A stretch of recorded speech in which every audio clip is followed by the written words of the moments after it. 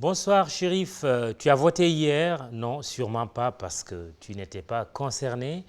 Avec le ministre d'État Mbaye Ndiaye, responsable des structures de l'APR, nous commentons justement ce soir les résultats des élections des membres du HCCT. Monsieur le ministre d'État, bonsoir. Bonsoir.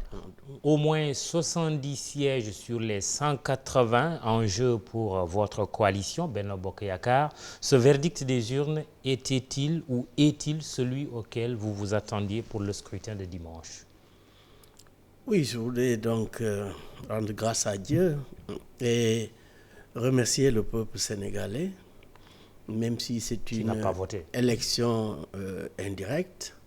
Remercier le peuple sénégalais dont la confiance en la personne de son excellent le président Macky Sall est en train de s'affirmer d'élection en élection.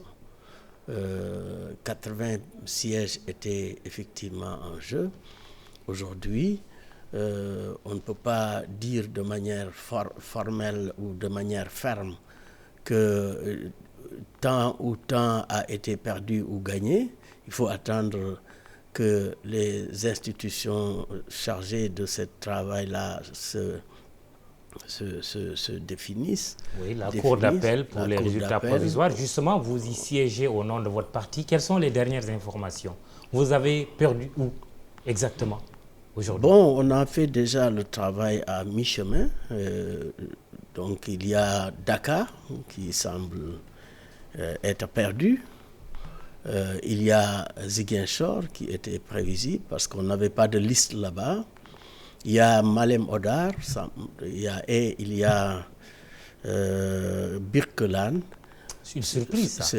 Oui, disons que c'est les turpitudes de l'activité politique. Qu'est-ce qui s'est passé? Parce que vous contrôliez... oui, mais ce qui s'est passé, c'est que partout, oui. Parfois, il y a de ces responsables qui ne s'entendent pas et chacun tire de son côté. C'est la deuxième fois avec donc, les élections locales passées. Cette fois-ci également, on a assisté à des perturbations liées à des problèmes de comportement, de gestion de la démocratie ou des différences. Oui, manque de générosité. À Foundiougne aussi. Gossas, Foundiougne, tout ça c'est dans le parti. Mais c'est vrai que c'est un peu gênant. Oui, quelles conséquences votre parti entend tirer de cette situation? Non, je pense quand même qu'avec la magnanimité de son Excellence le Président Macky Sall, c'est quand même des soubresauts de la démocratie qu'il ne faut pas toujours considérer comme des éléments négatifs. Cette fois-ci, il n'y aura pas de sabre présidentiel? Non, je ne le souhaite pas personnellement, parce que il faut quand même en faire l'analyse la plus objective, la plus approfondie et avec un peu de compréhension, de magnanimité pour éduquer progressivement à la discipline de parti. Mais ça ne peut pas se régler comme ça avec toujours des sanctions négatives. Je pense que c'est l'éducation qu'il faut utiliser. Vous n'avez pas gagné Dakar, où vous militez d'ailleurs personnellement. La capitale était un enjeu particulier pour votre parti, l'APR. Votre victoire n'a-t-elle pas finalement un goût d'inachevé, voire amer? Notre victoire au référendum? Non, au scrutin, là, le dimanche. Non, nous n'avons pas gagné, donc on n'est pas victorieux. C'est Taxawu Dakar qui a gagné. Oui, je dis votre victoire de manière générale. Est-ce qu'avec cette défaite de Dakar n'a pas un goût d'inachevé? Oui, un goût amer? Oui, mais vous savez que dans les démocraties en général, les capitales parfois vivent des contradictions entre ceux qui gèrent le pouvoir et ceux qui sont de l'opposition. Ça se voit dans beaucoup de pays démocratiques. Mais c'est vrai qu'ici, en tant que responsable à Dakar, aux Parcelles Assainies en particulier, nous avons quand même assez bien travaillé pour relever les défis. C'est vrai, c'est des élections au second degré, donc ce qui rendait la tâche difficile, avec une différence de voix de plus de 500, au-delà de 500, ça tendait vers les 600 voix pour Taxawu Dakar, au détriment de la coalition Benno Bokk Yakaar. Mais à l'arrivée, Benno Bokk Yakaar a eu 442 voix et Taxawu Dakar 517, ce qui fait un différentiel de 75 voix. On vous a accusé d'achat de conscience. Mais c'était le voleur qui criait au voleur. En réalité, c'est Taxawu Dakar. Et ça, je le dis. Et ils savent qu'ils ont utilisé une stratégie pour tympaniser le peuple, tirer sur Benno Bokk Yakaar pour parler d'un problème très sensible, l'achat de conscience. En réalité, c'est eux, les maires. C'est eux les maires qui Moussassi a été très précis aux parcelles. Il en est le maire. Il a dit des maisons qu'on a promises à des responsables, de l'argent qui a circulé. Qui peut promettre une maison à qui que ce soit dans ce pays? C'est quand même ça. C'est mon neveu et vraiment, il ne faudrait pas qu'il continue à faire. Il prend de l'âge. Et quand il parle, il doit se dire quand même que le peuple est en train de le regarder. C'est pas possible des promesses de villa ou de quoi que ce soit. Non, au contraire, ce sont les maires qui distribuent, comme le leur confère la loi, en attendant la veille des élections, qui distribuent des aides aux populations. C'est eux qui le font.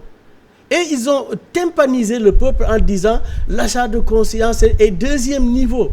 Il y a eu 3 problèmes de fond sur le plan de la stratégie de communication et ça a tenu que Khalifa Sall et les siens ont développé. La première chose, c'était par rapport à l'achat de conscience.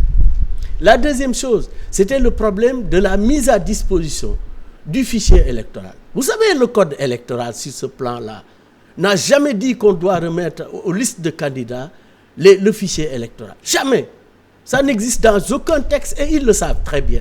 Ouais, mais non, s'il vous plaît. Et on a tympanisé tout le monde. Une question de transparence et de bonne démocratie. Je dis, il y a des usages. Mais il ne faut pas en faire une exigence pour dire que c'est la loi. Très bien. Pas la loi. Dakar perdu.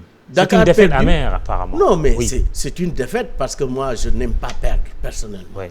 Je dois dire que quand tu regardes maintenant sur le plan de la physionomie des résultats, 75 voix, tout le PDS a voté Taxawu Dakar. Tout le PDS. Le PDS a plus de 100 voix. Que voulez-vous dire? Mais ça veut dire que l'APR Yakaar doit également faire attention dans la culture de la recherche des partenaires. Le PDS peut devenir un jour un vrai compagnon. Ah oui, je le pense sincèrement. Vous réclamez aujourd'hui une alliance avec le PDS? Même si ce n'est pas une alliance, il faudrait qu'on repense, à mon avis, personnellement. Oui. Ça, c'est Mbaye Ndiaye qui parle. Personnellement, si le PDS n'avait pas voté Taxawu Dakar ne pouvait pas nous gagner cette année. Le PDS aurait sauvé Khalifa Sall, selon vous? Il le sait très bien. Il appréciera, mais essayons d'évoluer. Il sait très bien que c'est le PDS qui essayons d'évoluer un peu. Vous aurez quand même une majorité écrasante au Conseil des collectivités territoriales. Il y a les 70 qui seront nommés par le chef de l'État. Oui, mais la cause est entendue. Vous savez que le chef de l'État a une posture de sa charge suprême de président de la République. Et à ce titre, il veille à tous les équilibres. Tous les équilibres. Sur le plan structurel, sur le plan des régions, sur le plan des ethnies, sur le plan des structures techniques, économiques, sociales, société civile, tout. Donc ces 70, c'est vraiment l'œil du chef de famille qui ne cherche pas à favoriser. Il n'y aura pas que des apéristes. Mais c'est impossible qu'il n'y ait que des apéristes. Mais je souhaiterais que quand même qu'ils tiennent compte de ce que Dakar, qui est la capitale, gagnée par l'opposision, puisse être équilibrée pour être bien représentée. Comment ça équilibré? Parce que vous avez perdu Dakar. Ce sont les équilibres. Et vous voulez contrebalancer. Dakar appartient aux Dakarois. Oui. Mais les Dakarois ont choisi. Non, quand on siège dans ces institutions, on y est au nom de la collectivité. Et je dis Dakar, ce n'est pas seulement l'opposition qui doit être présente au niveau de cette nouvelle institution-là, n'est-ce pas, qui est le Haut Conseil, mais également la mouvance présidentielle. Inversement, on peut dire partout où vous avez gagné que le président choisisse aussi des opposants pour équilibrer. Parfaitement. Soit des opposants, soit la société civile, soit d'autres forces qui quand même représentent de manière significative une expression à la base. Ousmane Tanor Dieng à la présidence du HCCT, ça ne vous dérange pas? Pas du tout. Il est pressenti, donc vous votez Ousmane Tanor Dieng? Personnellement, oui. Il sera nommé par le chef de l'État? Oui, parce que je ne vois pas de difficulté là-dessus. Il y a deux alliés majeurs qui vont donc occuper le perchoir de deux institutions. L'Assemblée nationale déjà avec Moustapha Niasse, Ousmane Tanor Dieng, le HCCT si ça devrait se confirmer. Qu'est-ce qui sous-tend cette politique du gouverner ensemble du président Macky Sall? Non, ça donne ses preuves à l'état actuel. Depuis 2012, le Sénégal vit, Dieu merci, dans la paix et la sécurité. C'est un acquis définitif, même au-delà des législatives prochaines. C'est ce qu'on souhaite. Même après les législatives prochaines. Oui, je pense que le président de la République devra être accompagné. Oui. Et sans calcul politicien, mais par rapport simplement à ce que le peuple attend pour son émergence.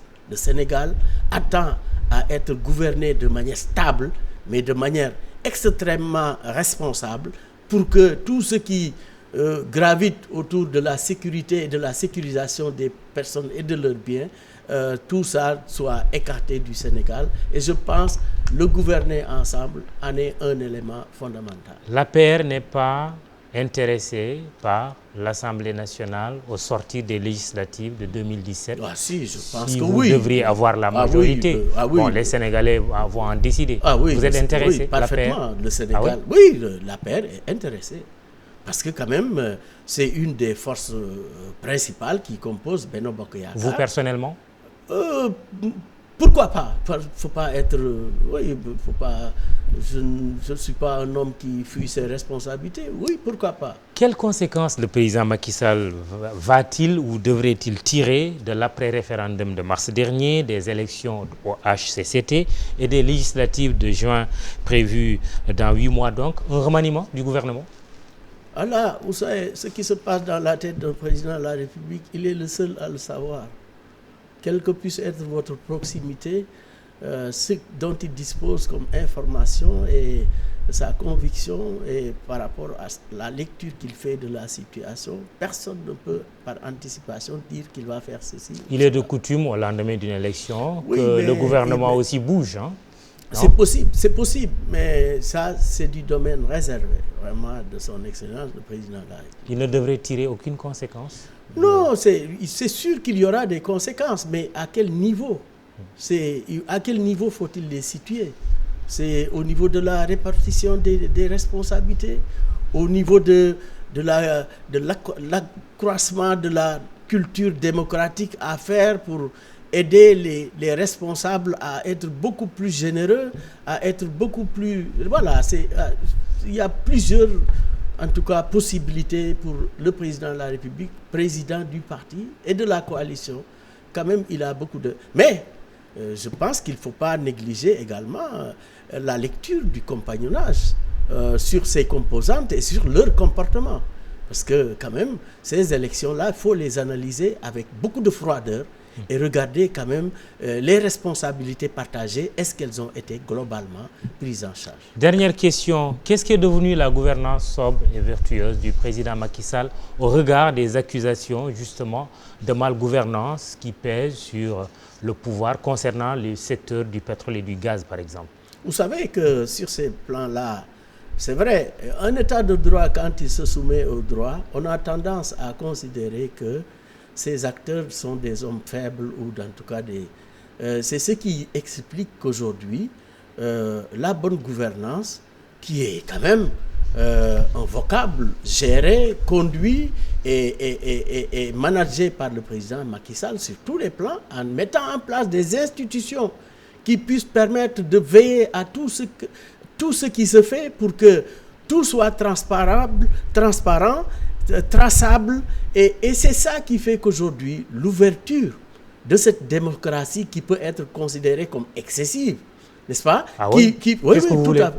La dictature, on vous accuse d'ailleurs de dictature. Oui, mais vous savez, ça, c'est... Avec ces révocations, comme j'ai dit tout à l'heure, sorties musclées Dakar, contre vos adversaires. Tout à l'heure avec Dakar, le voleur, quand il crie au voleur, tous ceux-là qui le disent, en traitant son Excellence le président Macky Sall de dictateur, vous savez que très bien que s'ils étaient là, eux, et la lecture de leur trajectoire politique administrative jusqu'ici a montré des failles extrêmement graves sur le plan du comportement et sur le plan de leur capacité. Oui, mais plutôt que de révoquer, puisque vous prônez la gouvernance sobre et vertueuse, pourquoi ne pas mener des enquêtes?